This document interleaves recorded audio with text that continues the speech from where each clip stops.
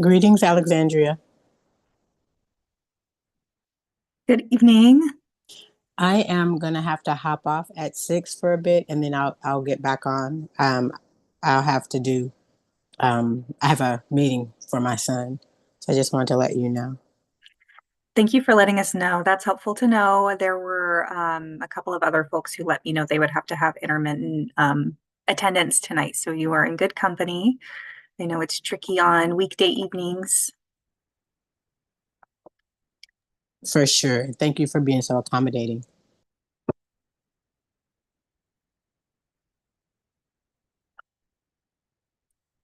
Mariah, I'm going to look to you on when you think we can kick off this evening. Okay. When we have members in the space. There were some folks on here who were using different Zoom names. So a couple of people I wasn't sure if they're committee members right now. All right. Looks like we have 11 on here. I'm not sure how many folks are staff. Let's just give it one more minute. Welcome everybody to our January meeting here. Do you want to just go? Just begin with quick introductions again. Maybe you go around while we're kind of waiting for people to join. That'd be okay. I love that idea. That's great. And perfect because we are joined by Michelle Morrison, who is our new CFO. So I wanted to make sure that she had a chance to introduce herself this evening. Wonderful.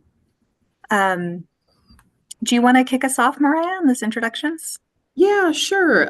So I'm Mariah Hudson. I was the past co-chair of this committee last year, and looking forward to participating again. All right, I'll just I think folks can just come off mute. It's too hard to kind of to go around on the screen here. Thanks.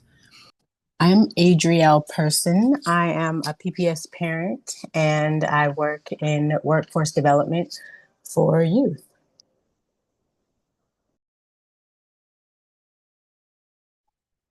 I'm Inyana Bishop. I'm also a PPS parent, and I also work for ERCO. Thank you.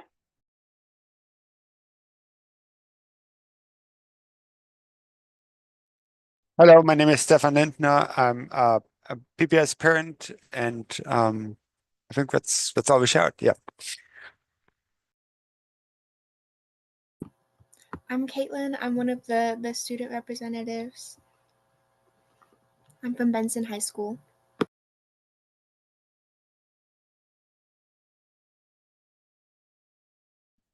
Hello, I'm Sonia, and I'm both a PPS staff member and a parent as well.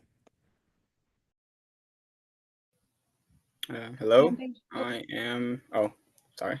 I didn't know this line. I am Natan. I'm from McGann High School. I'm a student member. Hi, I'm Dayshell Elliott, and I am a PPS parent, and I work in philanthropy.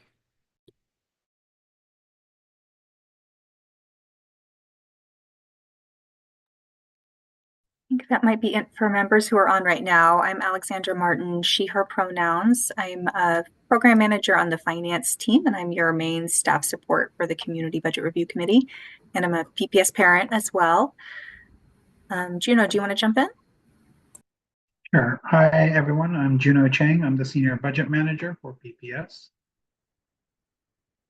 And Michelle, you want to go? I do. Thank you, Juno. I'm Michelle Morrison. I am new to PPS as of January 6th, Chief Financial Officer. Super thankful for your time and attention on this committee, and I'm looking forward to getting a better understanding of the work that you do, and very thankful for Alexandra and Juno and the staff support here tonight. So thank you all for being here. I noticed Taz popped into this space while you were introducing yourself, Michelle. Taz, do you want to introduce yourself?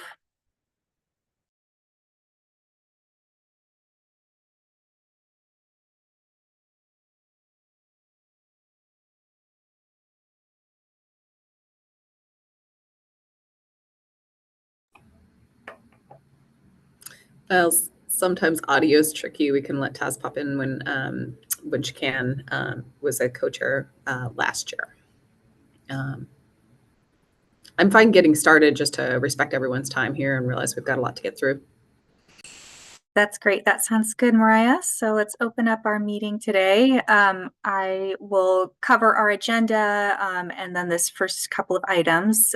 So we do have some housekeeping items this evening, just making sure folks have what they need and are supported on the committee. The process for any topics and questions, answers as we go through the process together. Wanted to touch again on CBRC leadership for this cycle as we go through the budget cycle together, and just have an FYI about the current year budget amendment that's going to be going to the board in March. We wanted to revisit the CBRC report. That was a request last meeting when we had our December meeting.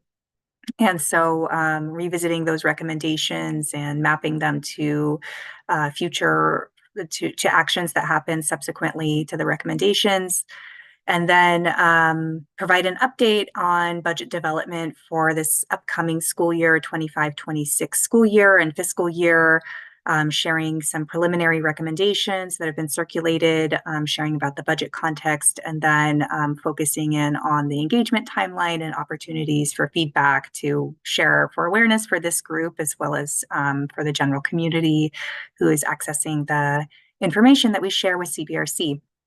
So that is our agenda. And just, are there any questions before we get into this content?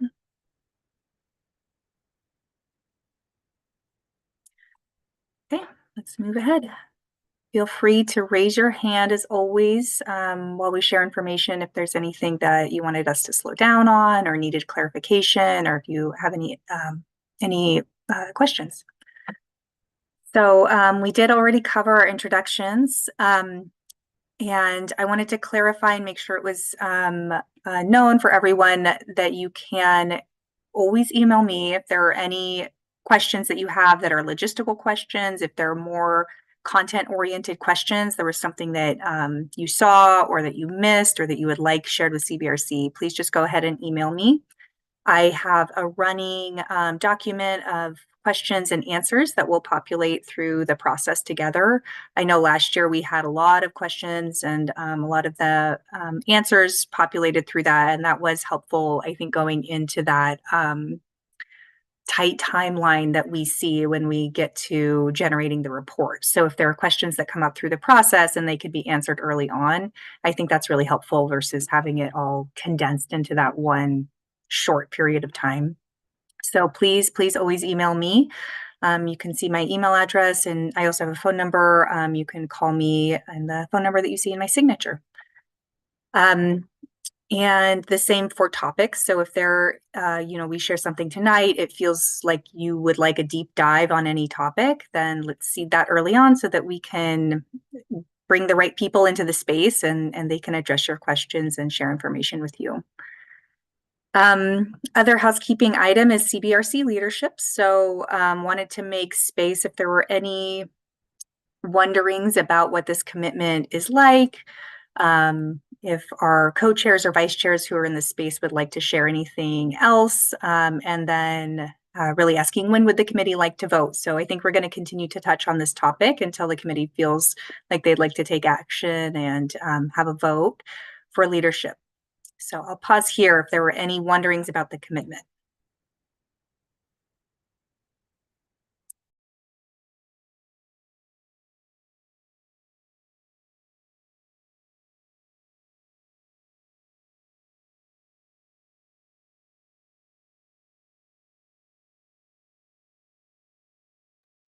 Mariah, you shared last time about your experience on this. Would you like to offer anything else for the committee as they're thinking about the opportunity? Yeah, I would say I invite everyone on the committee to be active and be a participant and engage in this process. I think that we get the richest recommendations that we can offer to the board and most robust review process when we have broad participation, and that includes from our student members and everyone involved here. So I really invite that both through our meetings and through the work that we're going to do as we compile our recommendations. I would say on that work, you know, we're going to be meeting and talking with staff and understanding the budget process and looking as things develop and as the budget comes together and as the superintendent brings forward a budget and so forth, what that looks like, and asking questions of staff, understanding how the programs have been impacted this year by various changes and so forth, and the proposed changes for the coming year. So that question process is really important to have all of us engaged. The actual, you know, kind of drafting of our recommendations and distilling down our analysis of what, you know, frankly turns out to be 200 plus page documents. That happens in a fairly quick process, you know, in about, well, 2 weeks, but, you know, the bulk of it happens in really around a week. I think it helps to have 1 or 2 people kind of run point on it. That can be our chair, it can be co-chairs, it can be a chair and a vice chair, or a few people to kind of lead that. I think I would, well, we could talk about the structure of that another time, but so I think that's helpful. But having people, you know, follow your interest. If you have an area that you want to really take and provide some leadership and some analysis on and some feedback, I think that that's really helpful. So there's a lot of ways to take a role in this. That's.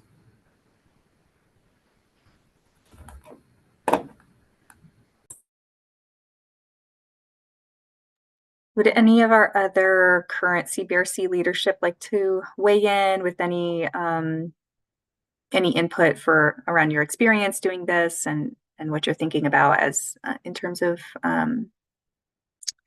leadership for this upcoming cycle?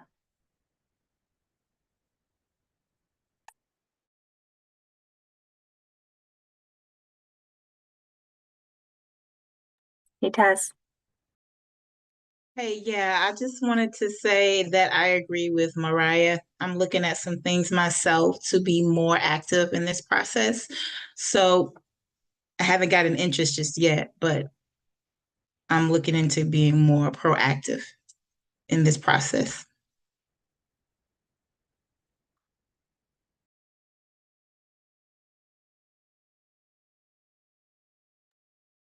I think another piece of it is a lot of the time our CBRC leadership will present your report to the board, and all of the CBRC members are welcome to be there. But I've observed that our co-chairs and vice chairs take a pretty big role in engaging with the board and in our work sessions as well. So I think that would be another consideration as you think about this opportunity.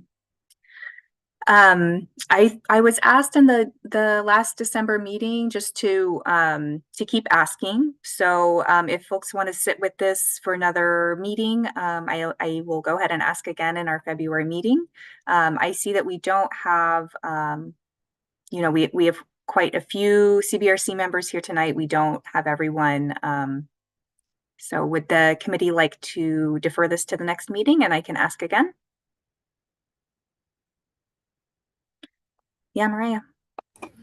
So Alexandra, are you saying we don't have quorum tonight? I haven't quite done the count in my head here.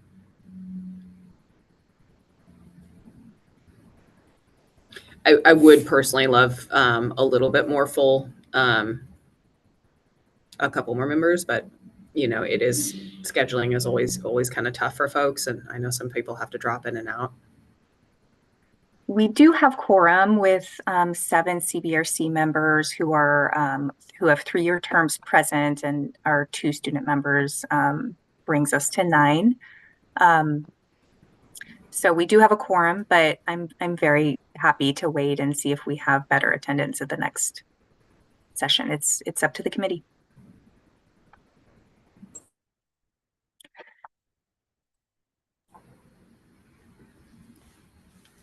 I'm open, Alexandra. I'm open.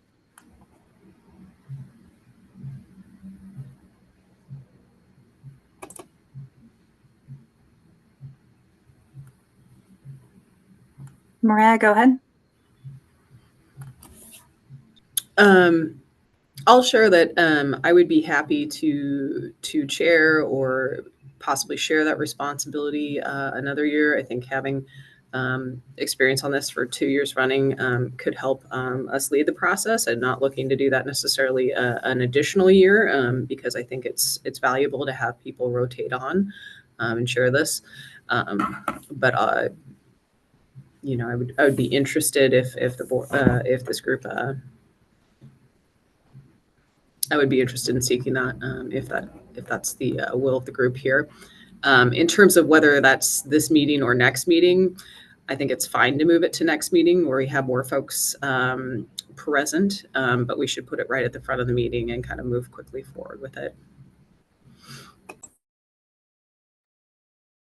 Adrielle, go ahead.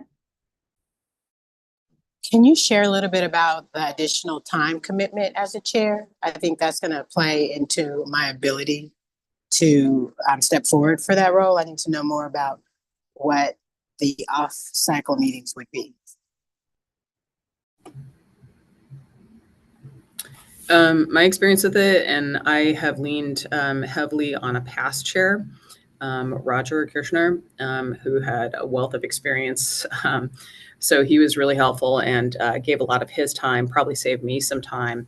It's you know, several hours preparing for meetings, and as those meetings increase, you know, to a couple of times a month, you know, prepping for that. Really, once we get into March, you know, reading through the presentations in the budget book and preparing for that analysis and following and attending the board meetings, you know, I've spent 5 to 10 hours a week on it pretty easily up through May, and quite a bit of time, a whole weekend, you know, kind of helping draft and write that report. Thank you.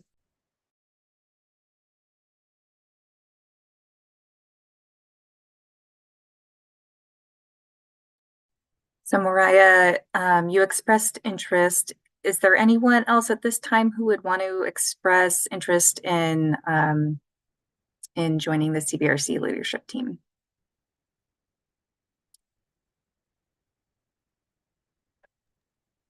I will, Alexandra.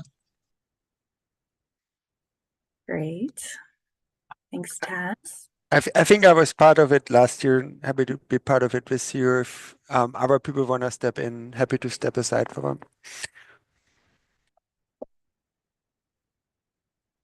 Great, thank you, Stefan. So similar to prior year, we have Taz, Stefan, Mariah. Grace Groom was also a vice chair in our prior cycle, and she's not here tonight. So just wanted to name that. Yeah, and I think like there's some people who were here, you know, were part of a committee last year, and it's the second year, and maybe have some interest. So I think like it would be nice to see there's other people who want to step in.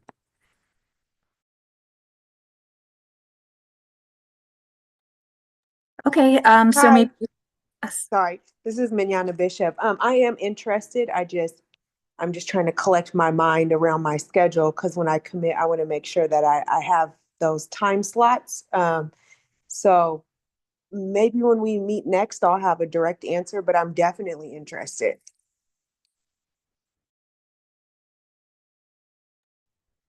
Okay, I like that. And I was just going to respond to Stefan's comment, and maybe we have heard interest from the 4 individuals, and so maybe we can revisit this next cycle and know that Minyana, Stefan, Taz, and Mariah, you 4 were interested, and maybe to Mariah's point, we can think about the structure. In our prior year, we had 2 co-chairs, we had 2 vice chairs. So thinking about those different roles and the composition that we could have. Does that work for the group? I'll look especially to our current CBRC leadership if that makes sense to you.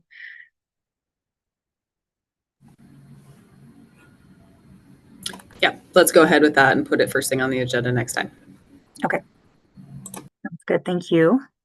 Our final housekeeping item is just an FYI for you all. So we're in the current year budget for this school year for 2024-2025. And at this time in the year, pretty frequently, we do have a budget amendment. And so there will be a budget amendment that's going to the board. When we have those materials available on our board website, I'll go ahead and email them all out to you all so you can see the content of the budget amendment.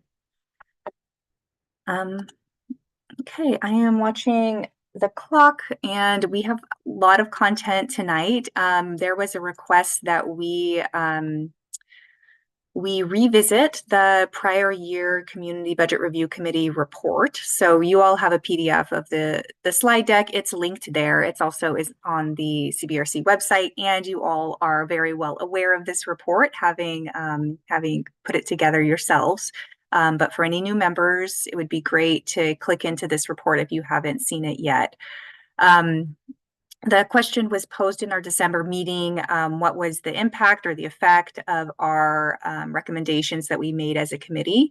That is a really excellent question. I'm so glad that it was posed. And so processing through, wanted to have a good response to that.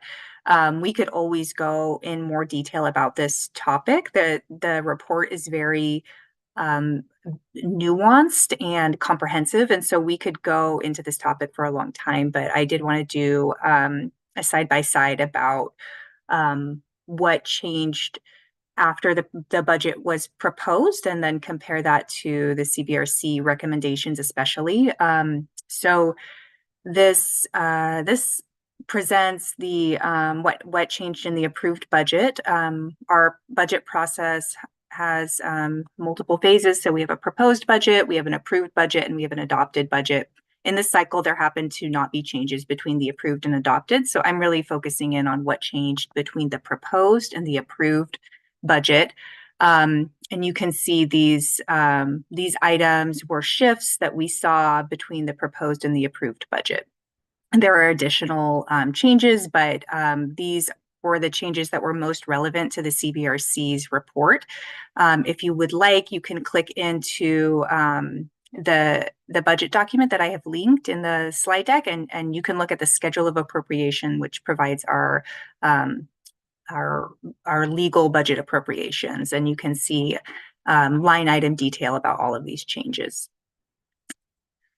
So I'm going to go through a couple of slides. If I should go slower, just let me know. And if anyone would like to lean in to share a little more context about any of these recommendations that you see here, go ahead.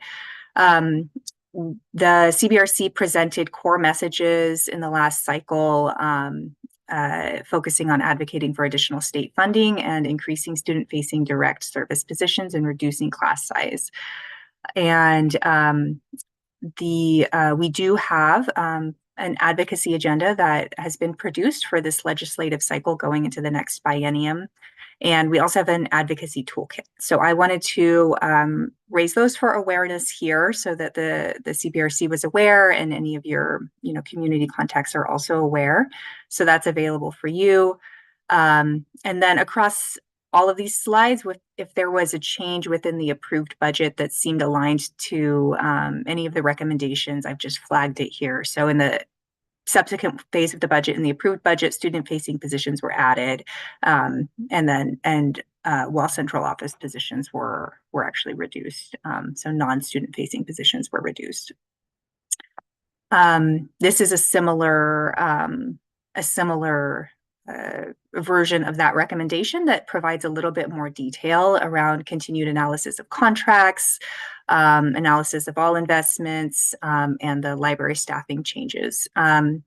So there was, especially in this cycle, there's alignment with the continued analysis of contracts and analysis of all indirect investments. And some of this information that I'm stating about the 25-26 cycle is a little bit of a preview of what we'll cover later in this same meeting about some of the preliminary recommendations that we see for the 25-26 year. This theme is continued allocation of staff based on student needs, and there were no further changes to the equity formula in later phases of the process, and just noting that the data is engaged while we formulate recommendations throughout the process. This was around summer learning and acceleration. We know that due to lack of state funding, this summer program actually will be operate at reduced sites this year. And additionally, we saw in our last budget cycle a possible reduction for partner organizations and funding for that. We did see that restored in the approved budget, so that funding was restored.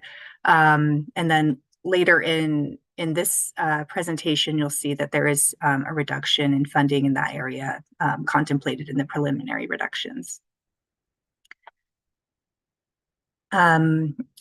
Professional development investments. This suggests prioritizing class size and student support positions against any additional instructional coach or paid release time for collaborative planning. So in the approved budget, we did add additional student support positions, and no changes were made to the instructional coach investment as an offset or trade-off. So that was also maintained. And we'll see more information about 25-26, the upcoming school year, but there were some class size increases contemplated in that at the high school level, and we're similarly looking at a reduction in some supplemental licensed support staff. And you'll see a little bit more detail on this as we get into that content. This recommendation was focused on maintaining current levels for social emotional supports, and one investment that was expanded in the approved budget after the CBRC reviewed the proposed budget was the rapid response team, which is a type of social emotional support that we see in our schools. And there is some reduction in the preliminary recommendations in this area as well for 25-26. The special education changes, review reductions in SPED staff, and assess benefits of reducing FTE for school psychologists and speech language pathologists to offset reductions in classified staff, and then monitor the shift towards the neighborhood model of services. So we did, in the approved budget, add licensed and paraeducator positions, after this recommendation was made. And this question on the neighborhood model of services, I know that there was a special interest in having information from SPED at the CBRC. If that continues to be an interest, if this group would like to have an update around that, then we can work to have our SPED team present information to you about the impact of the program model change. Early literacy, there were no further adjustments made to library staffing in the next phase of the budget, but there is, in the 25-26 information that you'll see this evening, there is an adjustment to the educational assistant staffing level. And similarly, there is some reduction of other support staff like interventionists that you might associate with this area. And then central office spending cuts and possible impact to student success, and flagging if future budget reports can be more transparent around central office spending, which is not readily available in the budget documents. So as much as possible, the lens for central reductions were to focus on non-direct student-facing staff, non-student-facing staff. and contracts with outside organizations, and noting the need for more transparency or sharing of information around those central functions. Our budget document, you'll recall, is organized around fund, function, and object. And so the way that we would really understand central office investments would be looking at those functions. And I think we can do earlier in the process, so we're not under a time constraint, share more information about how we would look at the functions to understand what we would associate with central office. Okay, so that did end up being pretty quick. I wanted to leave enough time as possible to focus on 25, 26. But because I did go pretty quickly, just let me know if there were any questions or wonderings, thoughts or reflections after seeing that.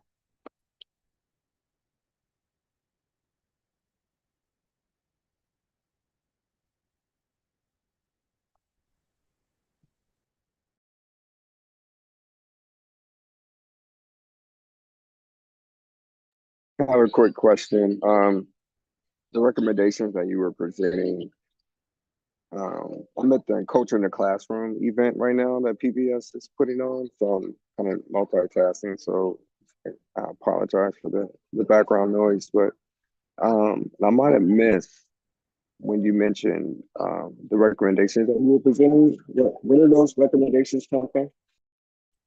These were a summary of the prior year CBRC report on the proposed budget.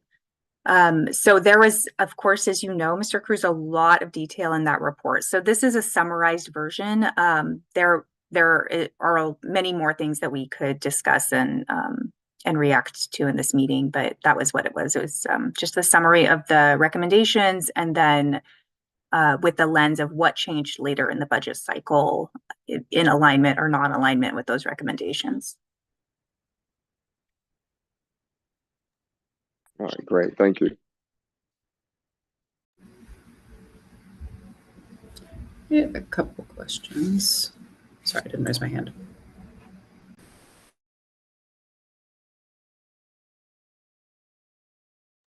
Go ahead.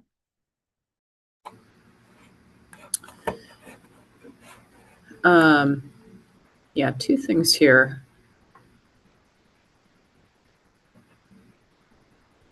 One was, do we know anything further about the review of contracts that's happening? That said that's being prioritized.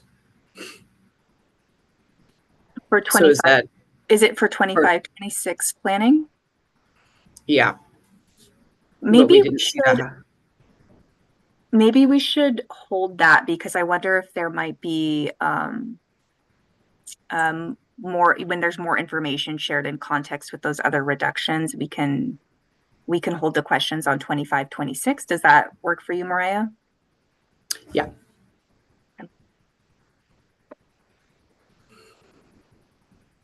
And I wanted to ask on the K through 2,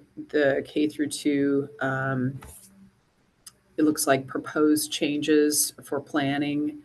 It says class size is maintained. What's happening with the educational assistants? Do we know what kind of reductions are being proposed? I think similarly, if we wait until we see the 2026, we'll be able to answer the question. And I there may be That's a good heads up, though. Okay. Yeah. Thank you. Those are both important points for our in our last analysis. Right. Okay, I think we could spend, even more time kind of dissecting this. And like I said, this was a summary version of your report. There were observations that we could react to. There was a lot more that we could react to here. But these stood out to me as the highlights. So if we want to go more in depth with this, I'm happy to review it another time, or to get more into the details. But I think for now, we can go ahead and move along. I know this next topic will be of interest. We've shared information at a really high level about our budget context, and for members who were on the committee last year, you know that the district had signaled a gap for the year that they were we were planning for in 24-25, and also signaled that we would be contending with a budget gap in the general fund for this year. And so we've provided really high level information about that so far, but I want to pass it over to Michelle Morrison, our CFO, who's recently joined the team, to start to provide some of the more detailed information that we have at this time for an update on developing the budget for next year. Thank you, Alexandra, and thank you for such a great summary of the work that's already been done to date. I think that really is informing our next steps as we plan for 25-26. You know, we have some information that we're going to share with you that we have shared in other groups so far. It is fairly high level. It is, we want to talk about these things early and often as an effort to increase our transparency in our process and our planning. So just try and keep that in mind while I'm sharing this with you. We do have the financial pressures contributing to our shortfall. So our rising costs, you know, are no fault of our staff. They're no fault of our students. They are a combination of economic challenges that not just public schools, but all organizations, especially publicly funded organizations, are experiencing right now. So we have our inflation that's outstripping our revenue. And specifically, we have our the employer, public employer retirement system, PERS, is kind of responding still to the pandemic in terms of a valuation period of 2021-23 that's really spiking those rates, those contribution rates to the system for future benefits for staff. So that is not within the control of Portland Public School. That is a combination of the economy and being committed to a kind of a statewide legislative pension system. So again, there's not a lot that we can do to contain those costs. We do have limited revenue. We're currently in the second year of the biennium. Even though the revenue forecasts for the state continue to be just glorious, we look like we're just dripping with money. There's no change in the appropriation for K-12 education without additional legislative action or appropriation. So we're well locked in to 24-25. And we are angling for a similar situation in the upcoming biennium, so 25-27. We have less special revenue we're looking at. We're planning for less. There are some situational things, including coming away from pandemic funding that has really provided a lot of supplemental services that we were unable to provide prior to the pandemic. We have early indications that our federal programs are likely to take at least a 25% reduction. So again, we're trying to look at the whole picture as we're planning to provide stability and services to students. We also have a challenge of declining enrollment. So we recently received information that we are declining in enrollment faster than the rest of the state. There are some standard and regional and national reasons for that, including lower birth rates more recently. But for Portland specifically, because not just for our state school fund, but also our major grants, they're funded on a per student basis. And so if there's a decline there, there's a decline in the amount of resource that we have available to invest in services for students. Thank you, Alexandra. Can we? All right. So this is a multi-year process. I'm very new to it, but what I've stepped into is an understanding that for the last 3 years, we have been taking a series of reductions. They will extend into 26, 27 at the rate that we're going. So without significant change to our revenue at the state level, we are going to be planning, we're going to be doing this exercise again as we move into the second year of the biennium. So I think as we're planning, it's good to think about that 2-year time frame. That's the effective rate or the effective period for our pension rates. That's our appropriation is set from the state. Our local tax revenue is fairly predictable. It's those other factors that can swing wildly outside of our control. So this is just kind of a quick little roadmap of what's coming. And our current focus is 25, 26, of course, as we're moving into that next budget cycle. And so this is coming up over and over again, and you would expect that as these cuts are genuinely going to impact schools. There's have been multi-year iterations of reductions that are reducing those central supports that are dispatched to support schools.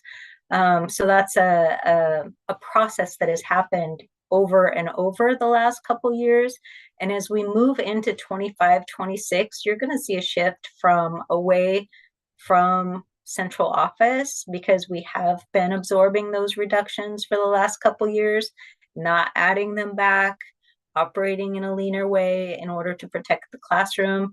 Moving into 25, 26, that there is going to be an impact to our schools. Again, this is a similar slide of the multi-year process, kind of shows the compounding effect of the reductions that have taken place. And as we are moving forward, there's just less margin at the central office. It's not that we are not looking to improve our systems 100%. We look at that all the time. And if we can establish more efficiencies, we will, undoubtedly.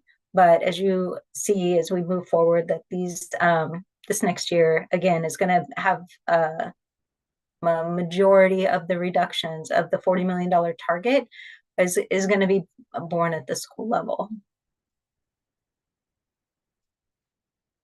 And this is our why. Our Dr. Armstrong, our superintendent, constantly anchors back to our why and what our focus is in terms of educating children, reimagining PPS, and modernization. We were looking at everything for modernization, including facilities, but really, like, how do we create today's graduate from pre-K on up, and how we do that together? Those discussions around in the community, like we have the places and the times where the kids are, and we know how to serve them. And so making sure that our requirements to support those services are made clear to this committee, to the board, to the community, to our decision makers in Salem is going to be critical for us. And then at the bottom there, you can see the Board of Education goals, and they're really targeting literacy and engaging at every level to ensure that those teachers are able to teach to the science of reading and create great outcomes for kids. And so here's the list. It's terrible. I haven't heard anybody say, oh, that's a good idea, on any single line item here. So for that, I'm so thankful to have so much engagement. You can see down the list. I'm not going to read the list. I know you have these materials, and you probably already have your questions framed up, especially around the contracts. I know that those were a hot topic coming into 24-25. The professional development that's critical for our teachers to be skilled in how they serve our students. But you can see here the central office total is just over $12 million. My understanding is the community isn't going to shed a lot of tears for central office reductions, but they are impactful to our schools. These people come every day with the sole purpose of improving that student experience. So here we go. Elementary schools, you can see, again, kindergarten ed assistants And I would invite the team to chime in here if they feel the need to. But currently, for all Title I schools, we provide an educational assistant regardless of the class size. And by shifting that to providing a full-time ed assistant to Title I kinders with 20 or more students, we're able to save $1.2 million. We do have, due to the enrollment decline, we have a truing up of our staffing to the ratios that have been developed, and that is providing some savings for us. So you can see that at the elementary level, that's about $800,000. And then the K-5 IB programming, that also has some positions. We are a service business, 80+% of our budget is people. And so when we are seeking $40 million, we are impacting positions. Our total for elementary school is $2.5 million. And as we move down the list, I'm spending a little bit more time here because these are the real pinch points for people. For the faces I can see, they look super serious right now because they understand how impactful this is going to be to the students in the classroom. And I assume our student reps are just thinking, what's happening? We can see that the high school staffing formula increasing by 1 student, and that's a target. It's an average. It's not going to mean exactly 1 student in every classroom. Some will be more, some will be less. Looking at our scheduling and also options for students may change a little bit in order to minimize the impact of that. But we also have a kind of a supplemental targeted school improvement staffing allocation that we've been offering to high schools, and we're going to pull that back as well, getting to a total of just under $5 million. For K-8, again, you can see we have that enrollment decline in play there. I don't think I need to explain that further. Middle school specifically, we have some immersion supplemental staffing. Again, this isn't the core program staff that are required. These are some additions that we've been able to provide over the last few years. And so pulling that back a little bit is going to save some significant dollars. The supplemental staffing that go to Title I schools, again, that has been, it's supplemental because it's not required. Doesn't mean it's not a great idea, but it's something that at this time, in order to preserve class size and caseloads, we're pulling that back. And then we have that enrollment decline at kind of a much smaller number as we look at middle schools. And across all school levels, you can see we have program balancing, and I, again, would invite my team to talk more about program balancing. But I want to hit on specifically that big ticket of just over $10 million for those licensed supplemental staff. You can see that there's kind of a lump there because based on feedback that we received from our administrators in the community last fall, these are very closely ranked in priorities, but they're not classroom teachers per se.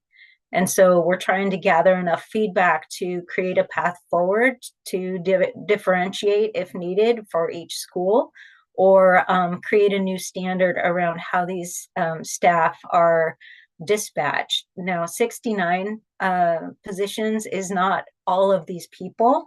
This is like a portion of those staff as a collective. So all of these things will still be offered at some level based on need and based on the feedback that we're receiving now. Okay. Are there any questions? Oh, I don't know if Alexandra, is the process typically to have them in the chat, or should I invite staff to kind of to speak to anything I may have glossed over unintentionally here? I don't, you did a really comprehensive job, I think, Michelle, and I think because folks have these slides, if there was anything else that you wanted to more detail on or had questions about or needed some clarification right now. We don't use a chat, just as an FYI, in CBRC because of our public meetings law. Juno, was there anything from your perspective that you would want to add at this time? I think Michelle covered it very well. covered everything that I would have wanted to say. So go, Michelle.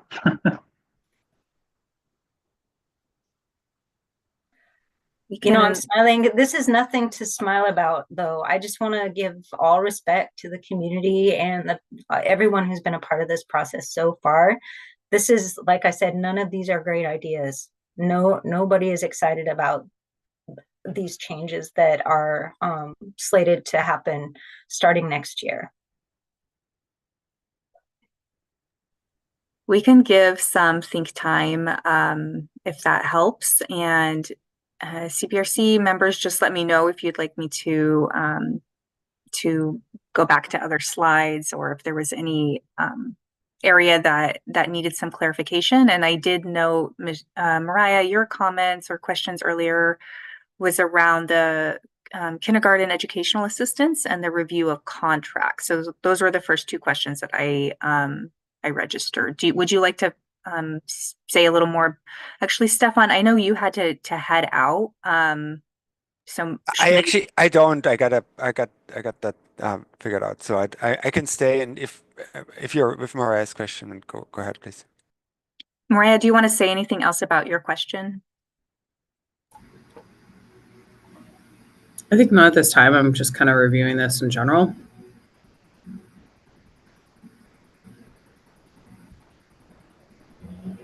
So if we go back to the, we have our contract content here on the central office table. And so we have personal services contracts, which is a type of purchase service. And you can see that we have 3.4 million in reductions preliminarily proposed in this table right now. And then we have, because it was more, wanted more visibility for it, was also the Let's Talk contract, which is included there too. I can say that there was a lot of thought put into some of the contract reductions, things like consolidating efforts.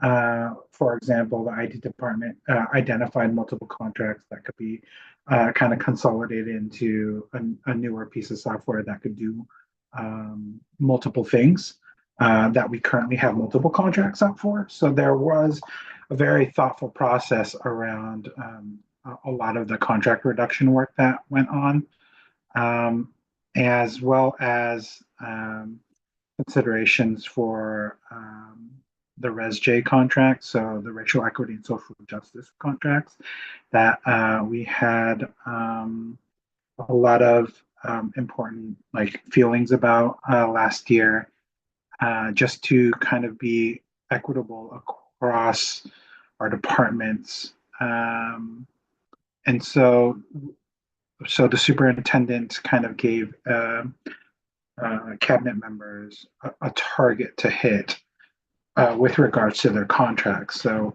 the 5% reduction in the ResJ contracts reflects that. We can go back to your question on kindergarten EAs, but Mr. Cruz, I saw your hand was up. Did you have a? Yeah, I have to whisper. I was going to do a follow-up question. Sorry, a follow-up question about the contracts. What type of evaluation was put in place to kind of evaluate the effectiveness of these contracts and how it kind of helped meet the board goals? And then because if you go back and look at the slide of the adjustments, it looks like the reduction of the central office staff and then the increase of the 1.8 in general funds for the contracts. This looks like it's like pinned up against each other. So just wanted to, we can explore or talk more about that process and decision making on those cuts. Alexander, can I speak to that a little bit? Mostly because I don't know very much. I'm pretty new, Mr. Cruz, but I understand that last year, as we were planning for 24-25, there was a proposal, and then kind of a last minute add back of some of those contracts. And one of the things that was important to this process is that because we are impacting classrooms and schools in a different way, kind of to bring that back forward too and have that reviewed and affirmed as we're getting feedback. Because I think our approach at this point is, if not that, then what? So in terms of the evaluation process that you're asking about, I'm sure our instructional leaders have applied a lens to outcomes versus investment. But I think we'll have to circle back on exactly what that process looked like. Did that help? Yes, thank you. I have follow-up, but I'll let somebody else go. Thank you. Thank you.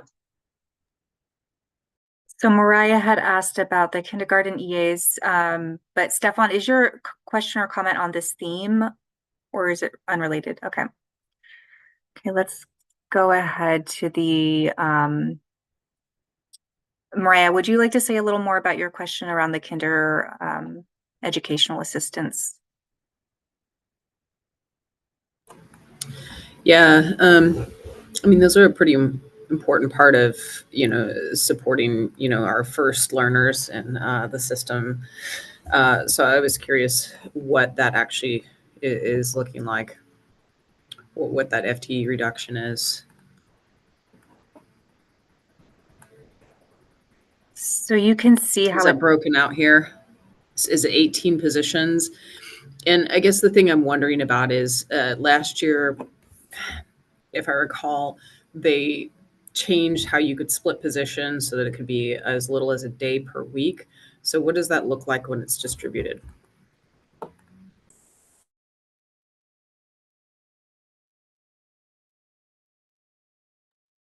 I think that would be good feedback to have like some suggestions to think about how to do that differently.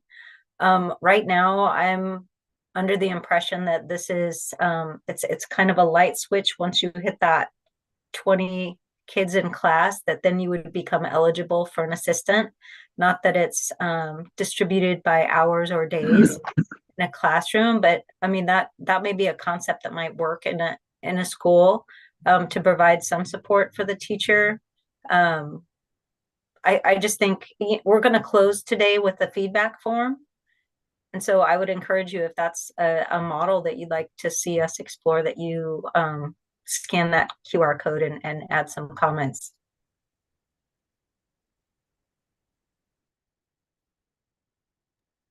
Juno, did you want to add anything that might help clarify?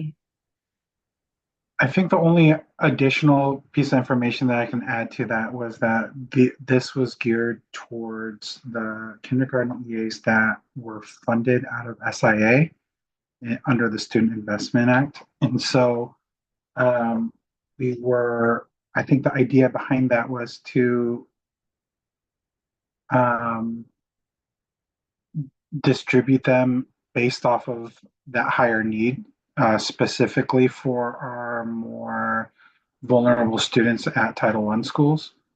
And so I think that that's why they were prioritized for that.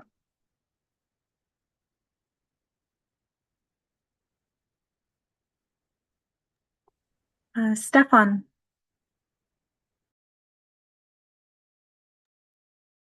Yeah, thank you.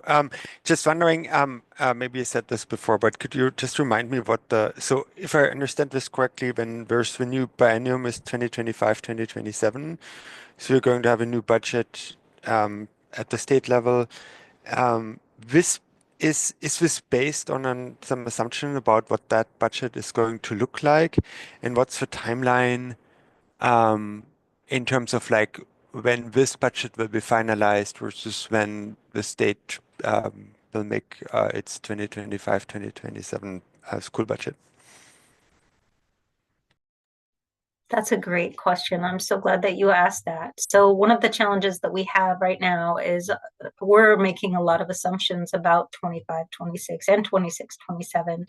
Currently, the governor has a recommended budget level with K-12 appropriation for the state school fund of $11.3 billion, which is significantly more than the current biennium. And that's what, when we're planning right now, we're anticipating that that will be the minimum level. That won't be final until the end of the legislative session, which sometimes goes all the way to the end of June, before we actually know what that appropriation level is going to be. And that's pretty typical of a legislative long session, that that number gets pushed around a lot. And so first comes the governor's recommended budget, and that's what these reductions are based on. Then we have the co-chairs budget. Sometimes it's called a budget framework, and they'll bring that forward, and it will be more or less than the governor's recommended. They're never the same number. And then there will be that final legislative action where they set the appropriation level. So I feel that right now we're planning, because we have to plan to staff programs in schools. We do that in February and March. It kind of forces us to make decisions based on what the best information we have available at the time.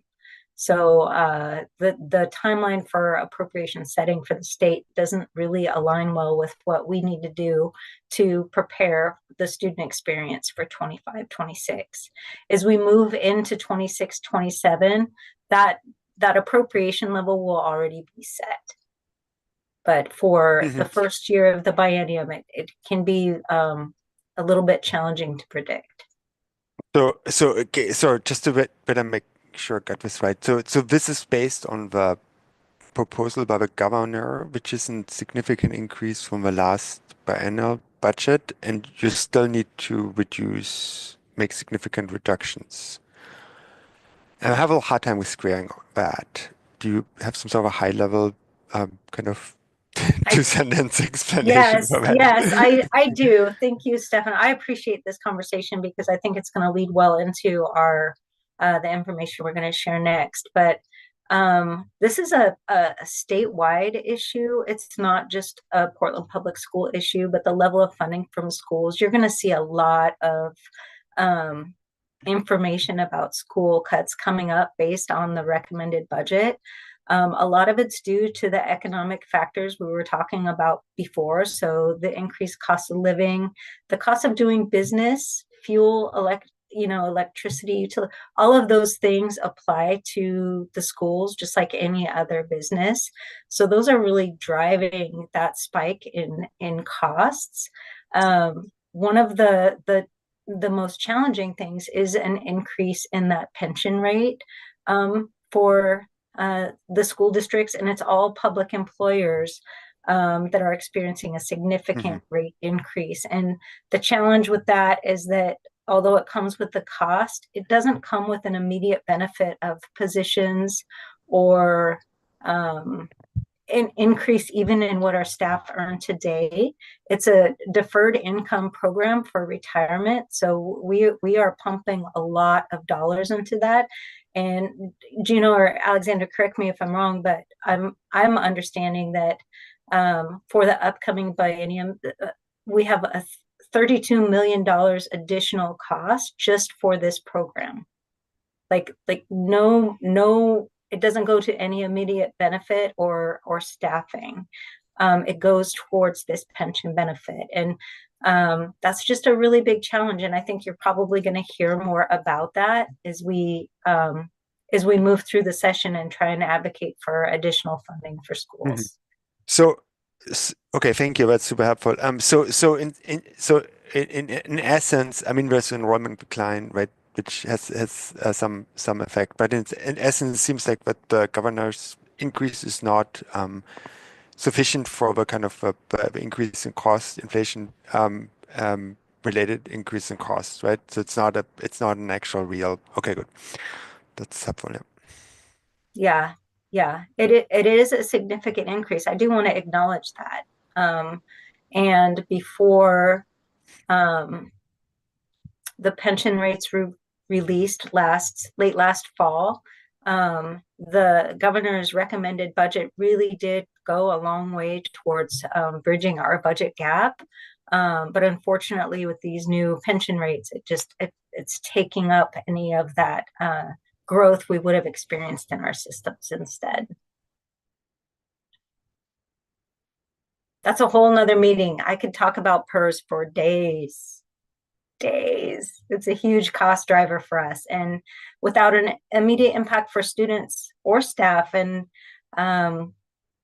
it's not a fault of the school system. It's just a challenge within the economy and how the pension system is structured and how it's funded.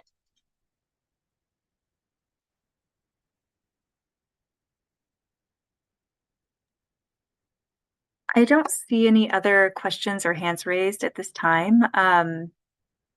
We can give another, maybe 10 seconds pause and just see if anyone else has any other questions for right now. Oh, Stefan, go ahead. Yeah, just I guess one thing is like I think it's pretty I think it's for most of us it's fairly easy to understand some of the staffing changes that you have here on the slides. It's harder to understand some sort of staffing changes or other changes that are on the other slide around like I think one was around like I don't get it quite right staff in leadership positions or classified staff, these kind of things, and those were significant as well. I guess I'm wondering uh, whether it's possible to have some information on those, and I'm also wondering um, yeah, so to get a better sense about the implications of that, of these kind of reductions for the school functioning. Yeah, Stefan, I can tell you that this is a pretty detailed list to have out so early.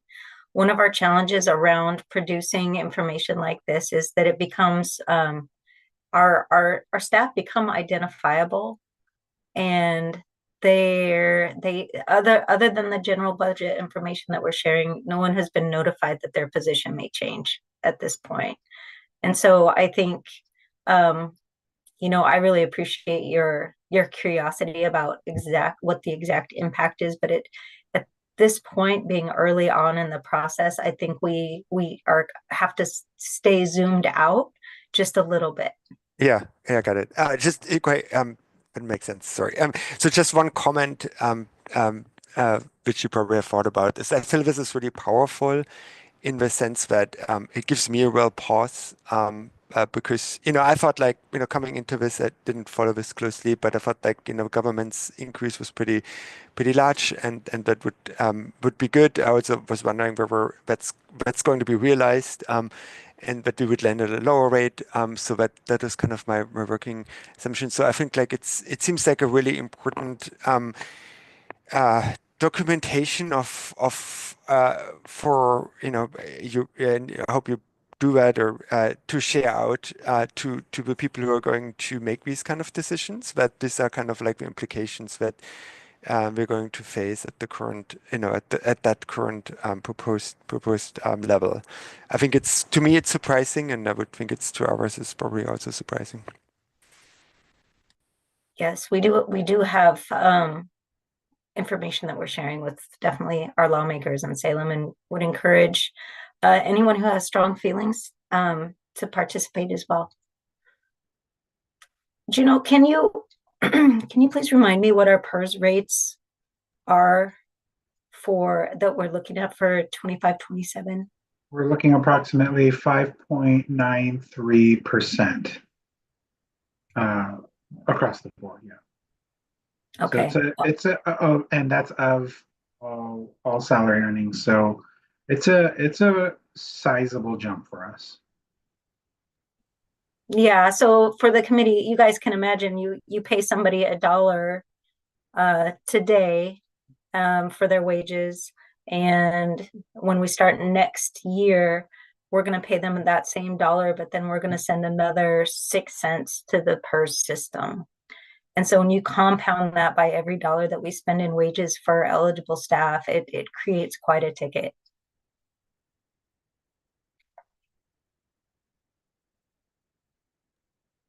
Mr. Cruz, go ahead.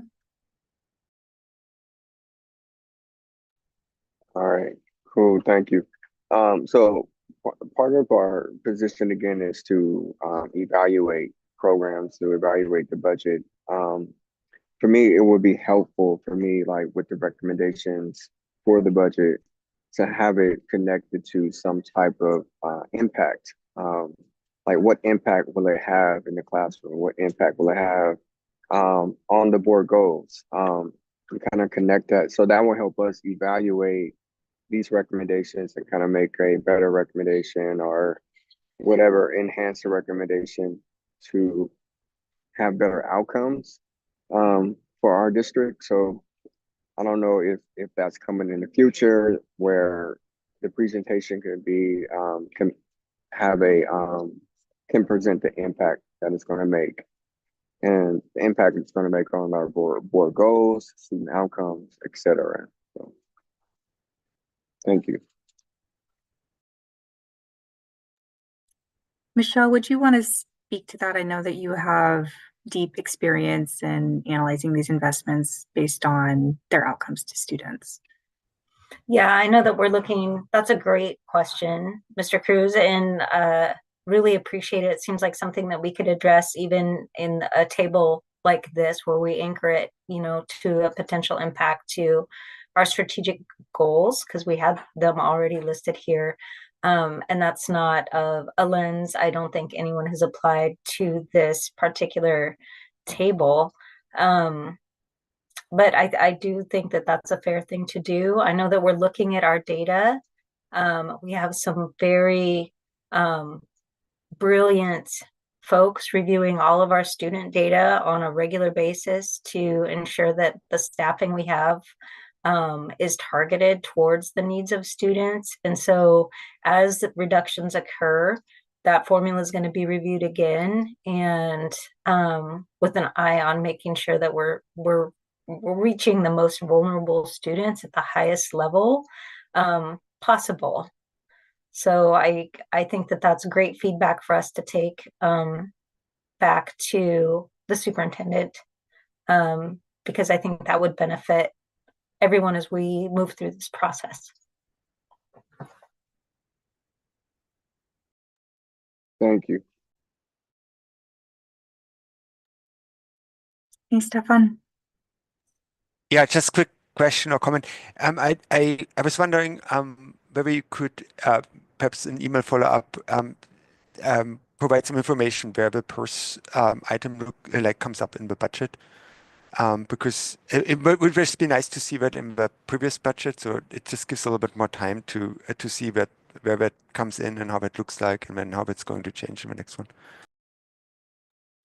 Yes, that's great. And in general, when we can apply, any of those questions to our budget document, I think that is helpful for folks to start clicking into that document and looking through it and seeing what other questions they have or what else they can learn from it.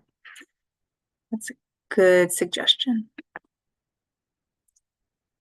I don't see any other hands right now. I think there is a lot to process here. We've shared a lot of detailed information. So if any other questions surface in this meeting, feel free to raise your hand. And after the meeting, like I said, please email me when you have questions and wonderings about this, and we'll be as responsive as we can and transparent as we can, and share information. I think on that note, we can move along. So we wanted to share upcoming engagements with this group.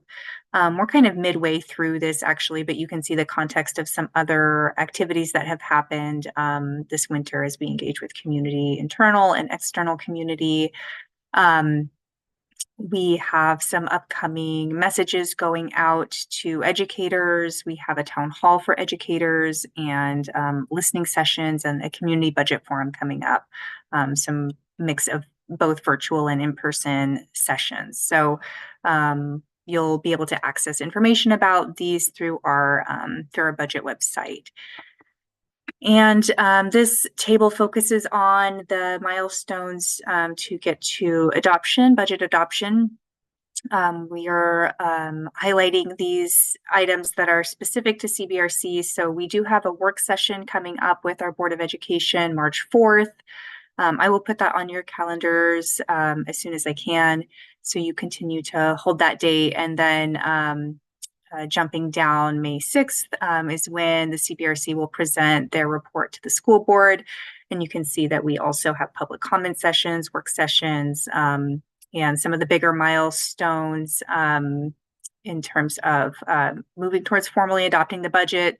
The superintendent will deliver her proposed budget April 22nd.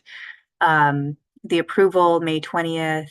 We have a Tax Supervising and Conservation Commission hearing on June 10th, and then adopting the budget on June 10th as well, the same day. So any questions about these upcoming milestones or the engagement timeline that I shared? Okay. Juno, I was hoping you could speak to what it's already come up a little bit around state advocacy, and we're linking to some materials here. So can you walk through this for us? Yeah. So here's a link to the state advocacy toolkit. It has a lot of information on engaging our legislators, external engagements with the community, community partners. There are things like templates on writing letters to lawmakers, submitting op-eds in our local papers, and even tips on using social media for advocacy.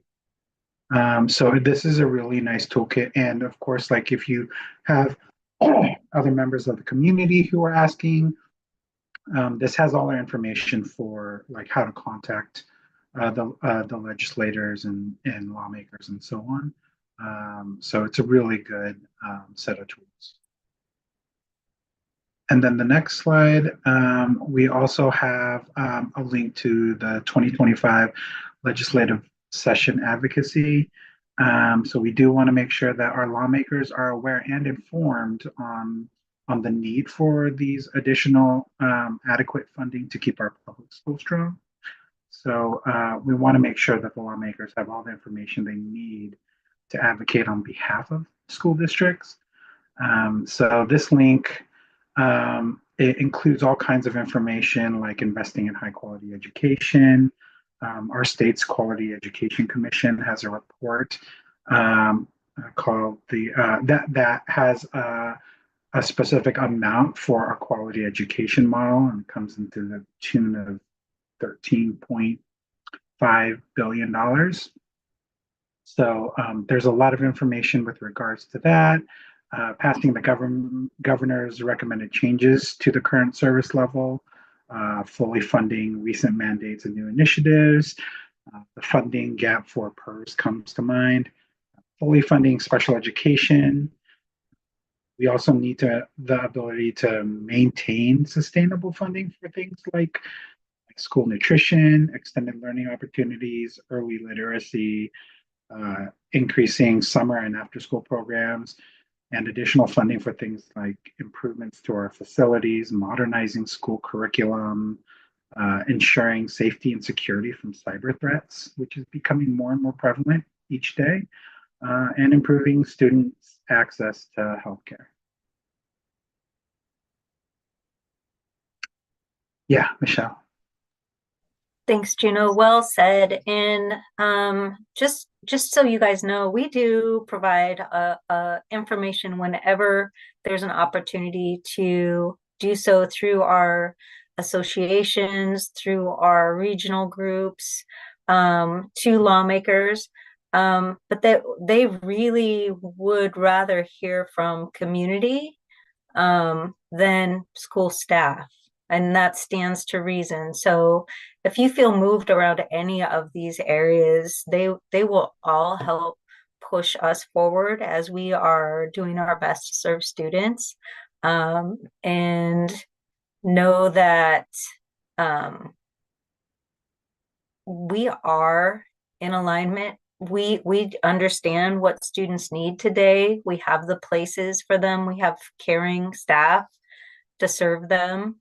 The economic challenges that we're facing as a public education entity are not at the fault of our staff or our students, and that currently the state of Oregon has more resources available than previously ever dreamed of, and with including, another nice kicker in the making for those of us who are, who track the tax laws and how they work. But I just want to say, echo Juno, if you feel strongly about any of these things, they are looking to hear from the public, from parents, and staff that serve students, not necessarily administrative staff. So as much information as we can pump out, it's still your voices that are going to matter most. Thank you. Sorry, I'm going to put my soapbox back under my desk. Thank you for reminding us of that, Michelle. I think very well said as well. Are there any questions about what you're seeing here about the toolkit or the legislative session advocacy agenda that we're sharing? Okay, if not, we can move along to next steps. This is for CBRC and it's for our general community, right? So and in this phase, there's an opportunity to share your comments with district leadership. We've shared information about a preliminary proposal that's being shared for feedback. So this is a QR code. It'll go to a Google form, and all of you CBRC members and your communities as well are very, very welcome and encouraged to interact with this form and submit feedback and insights to district leadership so that they can read and listen and incorporate feedback as the budget takes shape. So this is a QR code for you, and wanted to remind that there's always the option to provide public comment to the Board of Education as well. As we're moving through this process, if there's something that you would like our electeds to know about what you've heard, what you've seen and learned today, or in our advocacy agenda, any of these pieces, this is here for you. And that was all the content that we have for tonight. But we'll do another pause if there were any other wonderings or thoughts for us, anything else to close us out today. And if not, I'll look to Mariah, I think, to go ahead and adjourn our meeting when you're ready. Give just a minute. I can't see y'all chat if we don't have any other hands. We'll adjourn until next time. Let me just ask before we do we have a schedule set for our next meeting? I don't have a date set for our next meeting. I will send that as soon as possible so you all can start to hold the date. And we've tended to meet on Thursday evenings, so I'm going to continue to suggest Thursday evenings just to keep it consistent for this group. Yeah, and I think if we can get a schedule set for the next couple of months, it probably helps people for planning. Sure. Awesome. Okay, meeting adjourned. Thank you so much. Thank you all. Thank you. Thank you. Thank you. Have a good night. Good night. Thank you. Have a good night, guys. Thank you all.